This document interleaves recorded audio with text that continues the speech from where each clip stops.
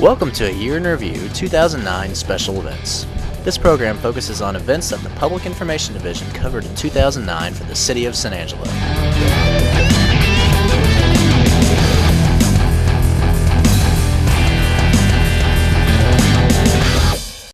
We begin in February with the dedication of the McNeese Convention Center. The San Angelo City Council renamed the building the McNeese Convention Center on April 15, 2008. Along with serving 6 terms on the City Council and 5 on the board of the Development Corporation, McNeese served on 10 other city boards and commissions during more than 30 years of civic service. The building underwent nearly $4 million in renovations that updated the facility's decor, nearly doubled the number of breakout meeting rooms, and increased usable public space by 7,000 square feet.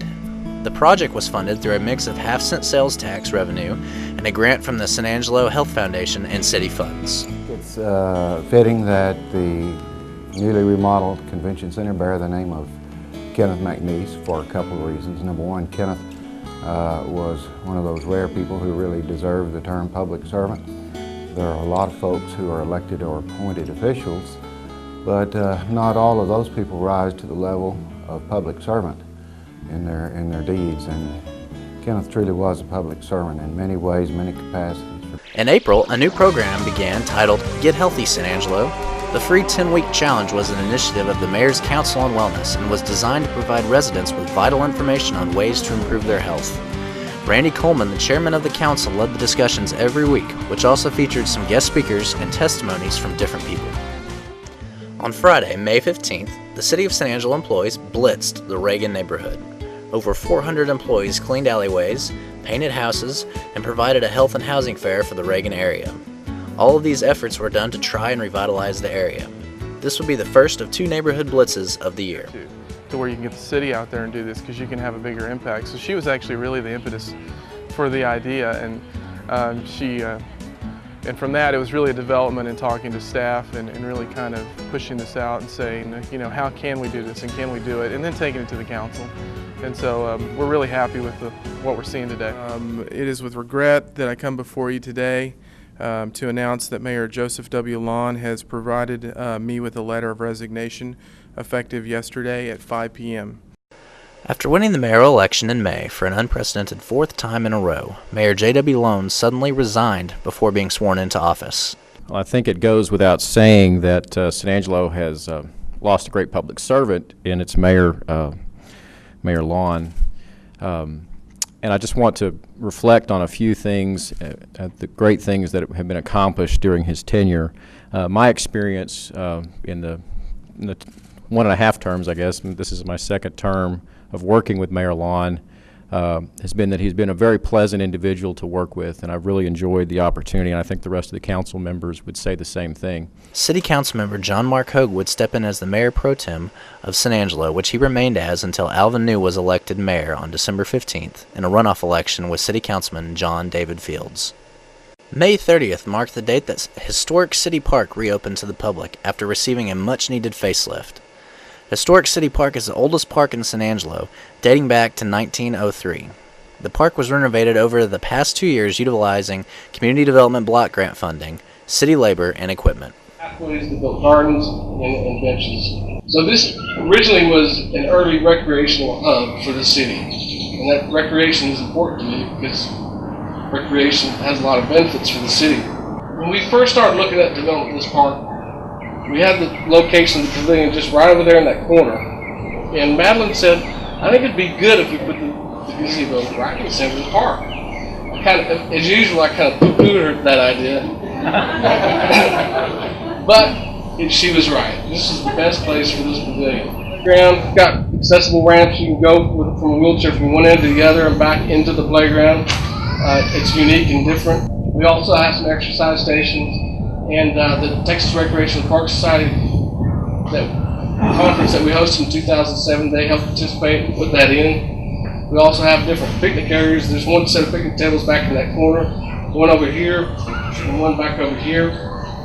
We did some improvements with the walkways, and the trail that goes around is 0.25 miles, so if you go around 4 times, it's 1 mile. We added landscaping and trees, about 30 different trees, to try to bring some tree coverage back to the park. put in new lighting, area lighting, and trail lighting, and our intent is to match the style of the lighting that will be for the new river trail improvements when we put those in 2010. The city has its fair share of workers who have been with the organization for many years. In June, the city said goodbye to the Executive Director of Economic Development, Kathy Keene. After more than 30 years of service to the City of San Angelo, in her role with the San Angelo Development Corporation, she provided contract and budget oversight for voter-approved community projects, including the construction of 2 new livestock facilities at the San Angelo Coliseum and Fairgrounds, renovation of the McNeese Convention Center, and the construction of the Rio Concho Sports Complex and Community Park. Keene also has played a major role in the retention and expansion of local businesses, as well as the recruitment of industries. Recent successes include attracting Martifer Energy Systems to San Angelo, the expansion of Glazer's Distributors as one of the 4 regional distribution centers, and the retention of the Blue Cross Blue Shield Claims Office. Coming to San Angelo was only the beginning for Martifer Energy Systems. On June 18th, Martifer Energy Systems and Hirschfield Steel made the announcement of a joint venture of the 2 organizations forming Martifer Hirschfield Energy Systems. This venture will develop a factory in San Angelo, Texas for the production of steel towers for wind turbine generators. This joint venture brings together the expertise of the Martifer Group in the manufacturing of wind power components and the local footprint and extensive experience in infrastructure fabrication of Hirschfield. The presence of such distinguished people, which together have kept this city on a growing path since the 19th century. The city of San Angelo, who has known how to adjust to new times, harmonizing development with its culture identity. Let me tell you some words about Martifer and how we got here.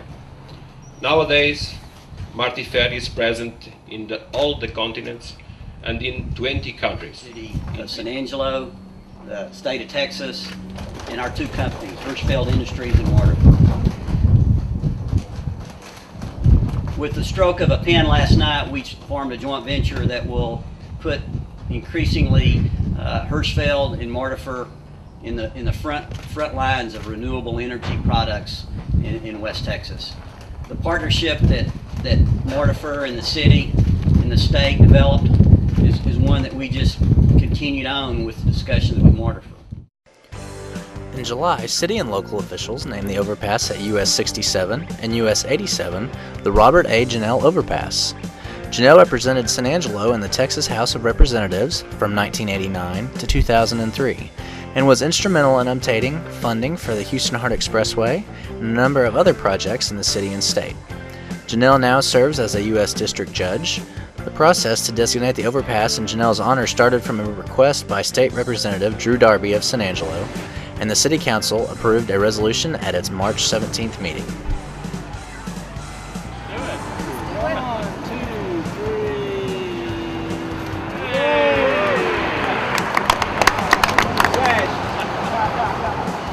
Thank all of y'all very, very much.